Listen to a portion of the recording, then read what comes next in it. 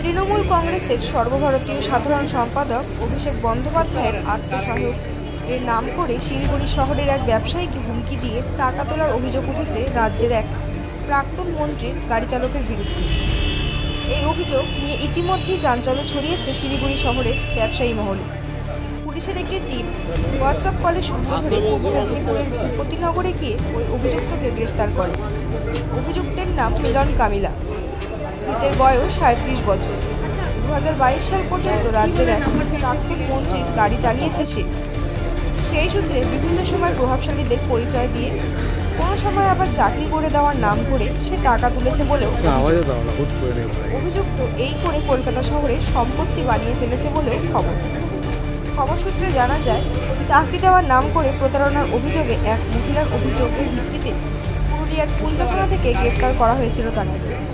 অভিযোগ ছিল চাকরি দেওয়ার নাম করে অনলাইনে টাকা নেওয়ার। এদিকে শিলিগুড়ির এক ব্যবসায়ীকে টাকা চাওয়ার তদন্তে নেমে অভিযুক্ত যে অ্যাকাউন্টে টাকা লেনদেন করেছে সেই অ্যাকাউন্ট কার তা জানতে গত রবিবার শিলিগুড়ি পুলিশ অভিযুক্তকে আদালতে তুলে নিজেদের হেফাজতে নেয়। খবর সূত্রে আরও জানা যায়, শিলিগুড়ির মহানন্দাপাড়ার এক ব্যবসায়ীর কাছ থেকে অভিষেক বন্দ্যোপাধ্যায়ের আত্মসহায়ক সুমিত রায়ের নাম করে কিছু টাকাও সে নিয়েছে। আরও টাকা চাওয়া হয়েছিল তার কাছে, কিন্তু এই ব্যবসায়ী খোঁজ খবর নিয়ে জানতে পারে এর সাথে সুমিত রায়ের কোনো সম্পর্কই নেই। এরপরে পুলিশের দ্বারস্থ হন তিনি। অবশেষে গ্রেফতার করা হয় তাকে। ১৬ তারিখ পুলিশ রিমান্ডে নিয়ে ধৃতকে জিজ্ঞাসাবাদ করে আরও বেশ কিছু তথ্য পেয়েছে। বৃহস্পতিবার অভিযুক্তকে পুনরায় শিলিগুড়ি আদালতে পেশ করে শিলিগুড়ি মেট্রোপলিটন পুলিশের Khalpara outpost. Bureau report, news update.